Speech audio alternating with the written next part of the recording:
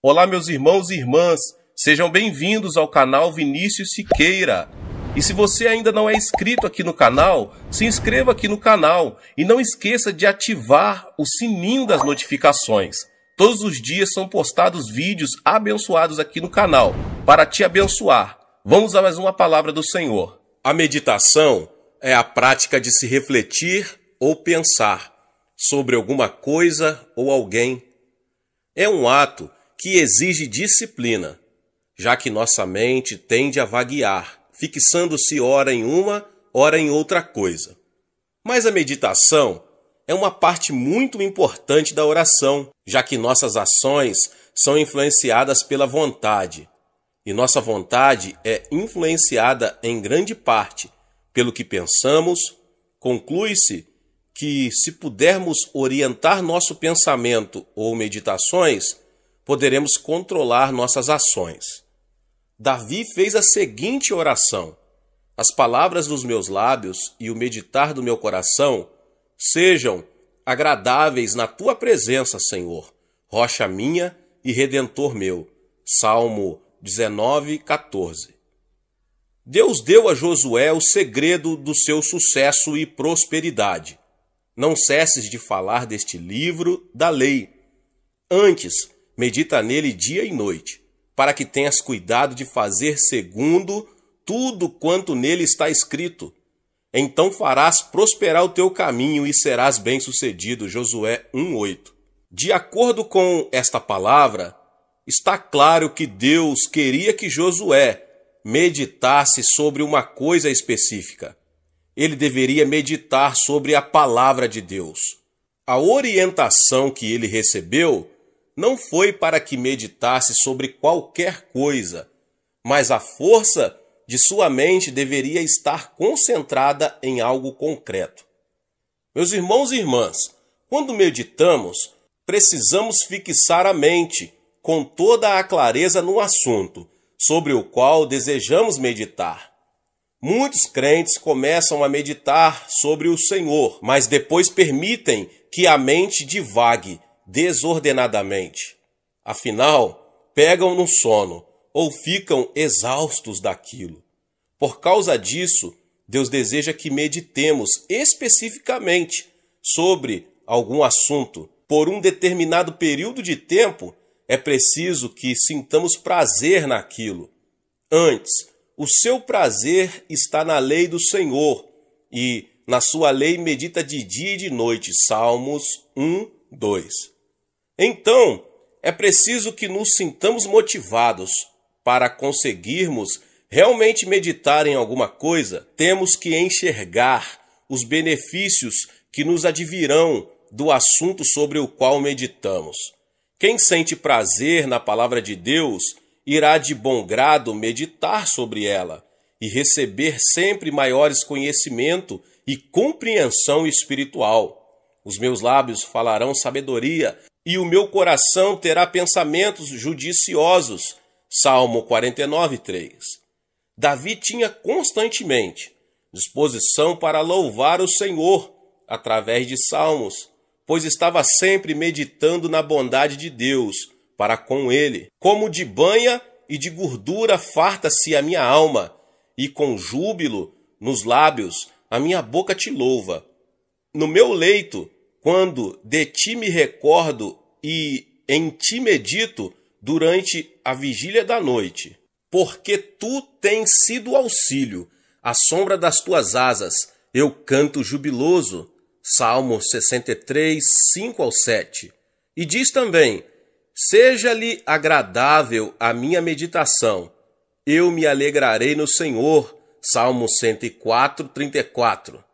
O apóstolo Paulo também percebeu a importância da meditação. Escrevendo a seu discípulo Timóteo, ele lhe diz o seguinte: não te faças negligente para com o dom que há em ti. Medita estas coisas e nelas sê diligente, para que o teu progresso a todos seja manifesto. 1 Timóteo 4:14-15. Assim, ele instruíra a Timóteo para que se dedicasse totalmente ao ministério que lhe fora dado pelo Espírito Santo. E o meio pelo qual ele poderia chegar a essa devoção total era pela meditação. Mas aqui também, a oração era para que meditasse em uma coisa especificamente, e não em qualquer coisa. O profeta Isaías profetizou que a maneira de se manter uma paz perfeita era estar em constante meditação acerca do Senhor. Tu conservarás em paz aquele cuja mente está firme em ti, porque ele confia em ti. Isaías 26:3. Sempre que estou preparando meus sermões, peço a Deus que ilumine minha mente, para que eu conheça os pensamentos do Espírito Santo, já que ele é o autor da palavra de Deus. Depois que termino o esboço, procuro meditar na mensagem que vou transmitir ao povo de Deus. E o Espírito me dá uma nova compreensão do significado da palavra e como devo aplicá-la para atender às necessidades das milhares de pessoas que irão ouvir a pregação. E isso vai desde a introdução, passando para cada um dos pontos até a conclusão.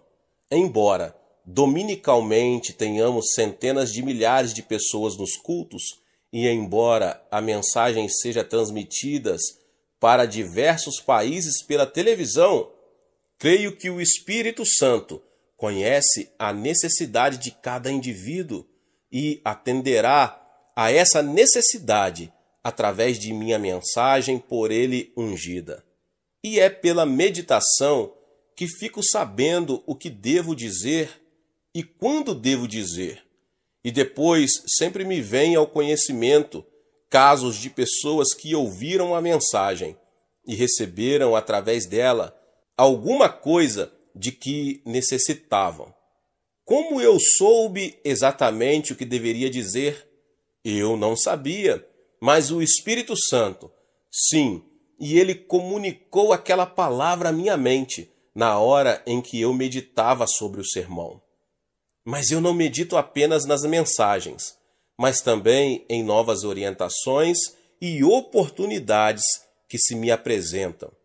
É possível que um novo ministério pareça muito interessante à nossa mente racional, mas na verdade esconde problemas e armadilhas que surgirão mais tarde e que agora não enxergamos. Então, confio muito na paz de Deus que guardo no coração. Meus irmãos e irmãs, sempre que medito sobre alguma decisão importante a ser tomada, o Espírito Santo me orienta.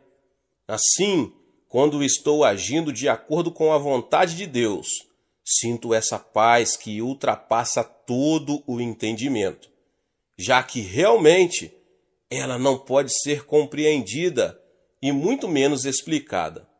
Mas quando existe no projeto alguma coisa que poderá prejudicar a mim ou a obra de Deus, fico sabendo disso, pois o Espírito Santo remove essa paz e dessa forma revela o fato. Para conseguirmos meditar com sucesso, precisamos primeiramente colocar-nos diante de Deus em silêncio.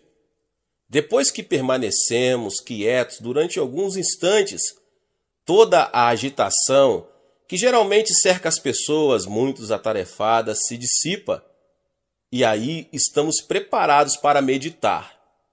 Tenho sentido que são precisos pelo menos 30 minutos para chegarmos a essa condição de quietude diante de Deus. E é por isso que dizemos que a disciplina é um fator muito importante para obtermos sucesso como guerreiros da oração. Não podemos permitir que os conflitos internos venham perturbar nosso espírito. Não podemos permitir que conflitos externos venham perturbar nossa paz. Para termos uma genuína experiência de meditação, precisamos manter um coração silencioso diante de Deus. Após o capítulo 39 de seu livro, Isaías faz uma interrupção bastante natural. Ele decorre de uma mudança de direção na maneira em que o profeta transmite a palavra de Deus. Quando Deus encerra as profecias de punição nesse capítulo, ele passa a consolar seu povo no capítulo 40. E esse capítulo, então, é concluído com uma exposição dos princípios divinos. Faz forte ao cansado e multiplica as forças ao que não tem nenhum vigor. Os jovens se cansam e se fatigam, e os moços de exausto caem. Mas os que esperam no Senhor renovam as suas forças, sobem com asas como águias, correm e não se cansam, caminham e não se fatigam. Isaías 40, 29 ao 31. O princípio evidente nesses versos é o de que a força natural não é suficiente para realizar a obra perante o povo de Deus.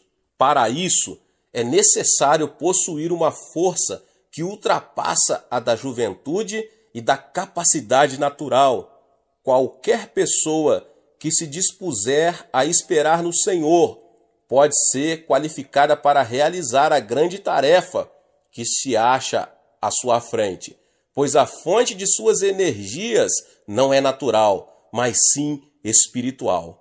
Existem muitas pessoas hoje em dia que se acham tão atarefadas que não dispõem de muito tempo para a oração e muito menos para esperar diante do Senhor em meditação na palavra. Assim, não conseguem ouvir a voz interior do Espírito Santo, já que ela não é muito alta. Elias aprendeu essa verdade. Ali entrou numa caverna onde passou a noite, e eis que lhe veio a palavra do Senhor e lhe disse: Que fazes aqui, Elias? Ele respondeu: Tenho sido zeloso pelo Senhor, Deus dos exércitos, porque os filhos de Israel deixaram a tua aliança, derribaram os teus altares e mataram os teus profetas à espada, e eu fiquei só, e procuram tirar minha vida. Disse-lhe Deus: Sai e ponha-te neste monte perante o Senhor. Eis que passava o Senhor, e um grande e forte vento fendia os montes, e despedaçava as penhas diante do Senhor. Porém o Senhor não estava no vento. Depois do vento, um terremoto, mas o Senhor não estava no terremoto. Um fogo, mas o Senhor não estava no fogo. E depois do fogo, um cicio tranquilo e suave. Ouvindo-o, Elias envolveu o rosto no seu manto e, saindo, pôs-se à entrada da caverna. E eis que lhe veio uma voz e lhe disse: Que fazes aqui, Elias? 1 Reis 11, do 9 ao 13. Meus irmãos e irmãs, Elias aprendeu que a orientação desejada não estava nas manifestações ruidosas do terremoto, do fogo ou do vento. Não. O Senhor lhe falou com uma voz tranquila e suave. A condição para ouvirmos a voz de Deus é ficar em silêncio e meditar na palavra. Se estivermos por demais atarefados para meditar, estaremos muito ocupados também para ouvi-lo. Contudo, não podemos encarar com descaso a questão de se ouvir a voz de Deus. Devemos sempre lembrar que tudo o que o Senhor tinha a dizer sobre temas doutrinários já o disse nas Escrituras. Então, sempre que ele nos disser alguma coisa, nunca irá contradizer a Bíblia, sua palavra revelada e inspirada. O cânone das Escrituras encerrou-se com o último versículo de Apocalipse, que conclui com as seguintes palavras: Se alguém lhes fizer qualquer acréscimo, Deus lhe acrescentará os flagelos escritos nesse livro. Apocalipse 22, 18. Um dos aspectos da meditação que eu, pessoalmente, mais aprecio é o que chamo de dar um passeio espiritual. Assim como gosto das raras oportunidades de dar um passeio a pé sem destino específico. Assim também gosto de meditar, ou esperar no Senhor sem um objetivo específico em mente. Fico simplesmente quieto na presença de Deus e gozo dessa presença. Nesse momento, não tenho nenhum desejo especial, quero apenas a presença dele. Então procuro isolar-me, sento-me numa poltrona confortável, fecho os olhos e me ponho a esperar no Senhor. Posso não ouvir nada e não sentir nada, mas sempre me sinto revigorado após esse passeio espiritual com meu querido Senhor. Esse tipo de refrigério espiritual pode durar horas e horas. No livro de Judas, lemos o seguinte a respeito de Enoque.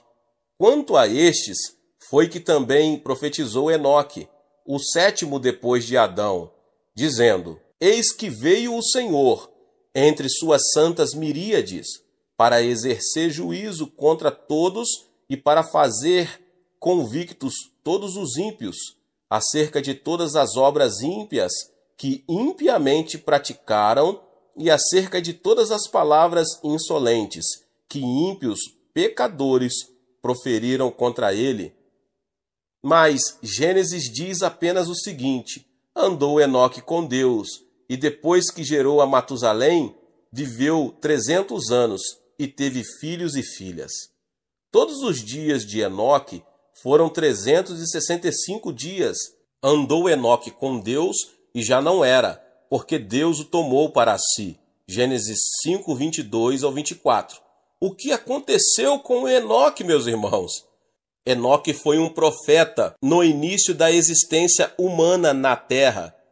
Nessa época, os homens ainda conheciam os fatos acerca do Jardim do Éden. Isto é, sabiam da experiência de Adão, quando este caminhava com o Senhor na viração da tarde. E Enoque proferiu profecias relacionadas com uma época em que estava para vir, a segunda vinda de Cristo, para executar julgamento sobre a terra. No decorrer de seu ministério, porém, ele aprendeu a caminhar com Deus. Deus apreciava tanto o prazer que tinha na companhia dele, que diz a Bíblia, e já não era. Deus o levou para o céu, para gozar de sua companhia o tempo todo. E ele também estava aguardando a segunda vinda de Cristo, quando Enoque também será um dos 10 milhares de santos, ou um número incontável de santos que retornarão com Cristo, o justo juiz. Consegui cultivar uma comunhão íntima com o Senhor, que tornou meu espírito mais aguçado e faz com que eu supere os ataques de Satanás. Não existe nada mais importante para mim do que esse ilimitado momento de comunhão que tanto aprecio. Muitos dos membros de nossa igreja gostam de ir para o monte da oração para praticarem esse tipo de comunhão e meditação na palavra. Outros arranjam um lugar em sua casa mesmo, um lugar silencioso. Na verdade, o lugar onde meditamos não tem muita importância. O importante é que pratiquemos a meditação na palavra e a oração por todos os dias das nossas vidas. A oração gera uma mudança pessoal em nossa vida. Não existe nada que possamos fazer para que nos traga mais benefícios do que a oração. Pela oração, o saldo da nossa conta no banco espiritual de Deus passa a ficar favorável a nós. Através dela, recebemos bênçãos espirituais, mentais e físicas. Nós, os seres humanos, fomos criados de uma maneira maravilhosa. Deus nos criou à sua imagem e semelhança. Nosso potencial é muito maior do que imaginamos.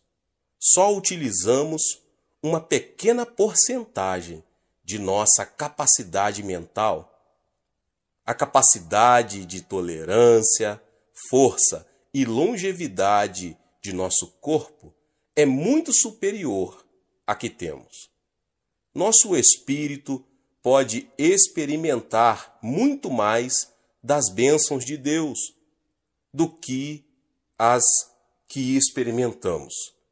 A oração gera uma atmosfera na qual podemos prosperar e ser saudáveis, assim como nossa alma é saudável. Desde o início dos registros da história, o mundo tem sido beneficiado pela literatura. Tenho apreciado os escritos de muitos homens do mundo ocidental, e principalmente da língua inglesa. Na minha opinião, não existe outra pessoa capaz de construir uma frase melhor do que Shakespeare. Entretanto, existe uma obra literária que é mais importante do que toda a literatura humana somada. Esta obra não é estática, mas está constantemente sendo escrita por Deus. Então, os que temiam ao Senhor falavam uns aos outros. O Senhor atentava e ouvia. Havia um memorial escrito diante dele para os que temem ao Senhor e para os que se lembram do seu nome. Eles serão para mim particular tesouro, naquele dia que prepararei, diz o Senhor dos Exércitos. Poupa-los-ei como um homem poupa a seu filho que o serve. Deus escreveu e ainda está escrevendo um livro intitulado Livro Memorial. Aqueles que param para pensar e meditar descobrem que Deus está fazendo um registro meticuloso de tudo. Podemos apenas fazer ideia da riqueza das meditações espirituais e ideias que alguns homens tiveram a respeito de Deus nestes séculos todos. Apreciamos a intensa beleza dos salmos que Davi escreveu quando pensava em sua comunhão com Deus. Mas e os pensamentos que nunca foram escritos? O Novo Testamento, ele nos fala sobre o livro da vida. Paulo e João, ambos falam sobre a importância de se ter o nome citado no livro da vida do Cordeiro. O primeiro livro de Filipenses e o segundo no Apocalipse, Cristo, o Cordeiro de Deus, está fazendo registros acurados a respeito dos remidos. Mas o aspecto mais importante deste livro, que Deus está escrevendo, é que isso mostra que o Senhor faz anotações, não fica perdido. Nada do que se faz para Ele é em vão. Quantas vezes esquecemos coisas que os outros fazem por nós?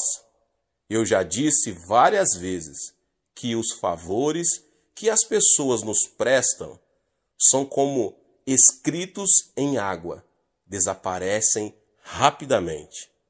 Mas o que elas fazem contra nós é escrito em placas de pedra, está sempre sendo lembrado. É de extrema importância que nós lembremos de que nada é esquecido realmente, a não ser os pecados perdoados e que são encobertos pelo sangue de Jesus Cristo. Então, nossas orações são sempre lembradas. É muito importante a perseverança em oração. Não sabemos quanto tempo temos de orar para que Deus atenda a nossa petição. Para Daniel, sua oração ajudou o anjo Gabriel a vencer a oposição espiritual que se defrontaria durante 21 dias. Deus ouviu sua oração, que foi registrada em sua conta. Vemos em Lucas 11 a resposta que Jesus deu a seus discípulos, quando estes lhe pediram: ensina-nos a orar. Como resposta, ele contou-lhes uma história. Um homem pede a um amigo que lhe empreste 3 pães. O homem chega numa hora bem inoportuna, de noite, quando o outro já estava deitado. Contudo, a grande necessidade leva aquele que pede a insistir em seu pedido. E então Jesus explica: digo-vos que se não se levantar para dar-lhes por ser seu amigo, todavia o fará por causa da importunação, e lhe dará tudo o de que tiver necessidade. Lucas 11:8. Algumas de nossas petições precisarão ser repetidas muitas e muitas vezes, até que venha a resposta.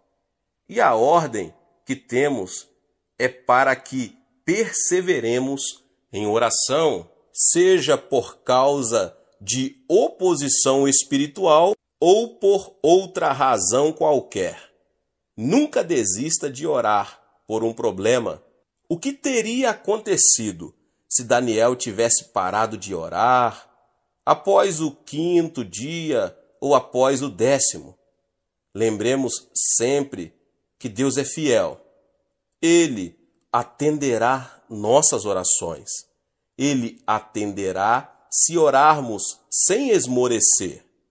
Ore para que o saldo da sua conta de oração esteja fortemente a seu favor.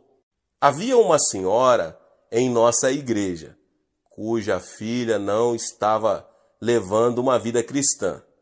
E parecia que quanto mais ela orava, mais a filha seguia os amigos mundanos. Um dia, ela me ouviu falar sobre esse assunto. A mãe recomeçou a orar com toda perseverança, sem se deixar esmorecer, apesar de as circunstâncias piorarem. Certo dia, quando orava, sentiu no coração que seu saldo já era suficiente para resolver aquele problema espiritual. Naquele instante, teve a certeza interior de que Deus já havia realizado a obra. Alguns dias depois, a filha veio à igreja e se entregou ao Senhor Jesus. Hoje, as duas estão servindo a Deus fielmente. Apesar de todo o avanço da moderna ciência médica, as pessoas ainda sofrem com doenças e também com enfermidades. Dizem os médicos que as maiores causas de morte hoje em dia são as doenças do coração e o câncer. Afirmam também que a maioria de nossos problemas físicos é provocada por estresse. As pessoas vivem atemorizadas, com medo de uma destruição e extermínio nuclear. As pressões que se tem hoje em dia estão afetando a vida de todo o mundo, até mesmo nas regiões mais remotas. O que pode ajudar o homem do século XX a superar o estresse e as ansiedades que o atormentam? A resposta dessa pergunta não é nenhuma novidade, mas está sendo bastante esquecida na sociedade moderna. A resposta é a oração.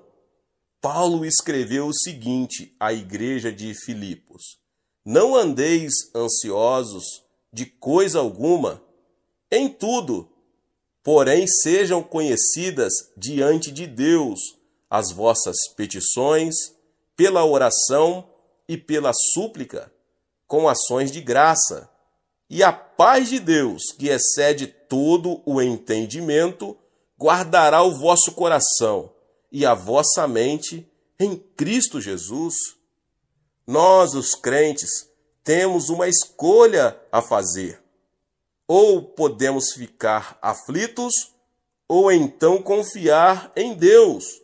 Podemos deixar que nosso coração e mente fiquem cheios das preocupações deste mundo, ou então podemos orar. Quais são os benefícios da oração? A oração atua sobre a causa e não apenas sobre os efeitos de um problema. Se a maioria de nossas enfermidades é causada por ansiedade, então a melhor maneira de se eliminar os sintomas que se resultam da ansiedade é cuidar dessa causa, isto é, eliminar a ansiedade. Paulo revela aos Filipenses o segredo para se viver sem ansiedade: oração. Quando oramos, estamos colocando nas mãos de Deus o problema que nos deixou ansiosos e, pelas ações de graça, deixamos o problema nas mãos dele e não o pegamos de novo, resolvendo o problema da ansiedade. Com o tempo, a maioria dos sintomas simplesmente poderá desaparecer. Uma vida espiritual, assim, dará como resultado em nós uma paz que ultrapassa nossa compreensão natural. Como agora estamos confiando totalmente no Pai Celeste, que é a nossa eterna fonte de recursos, não temos mais que ficar temerosos. Podemos viver em paz. As pessoas do mundo não compreendem isso, pois lhe parece tolice. Hoje, os homens querem fazer tudo por si mesmos. Somos a geração de "eu cuido de mim". A última coisa que o homem do mundo quer é confiar em alguém e principalmente em Deus.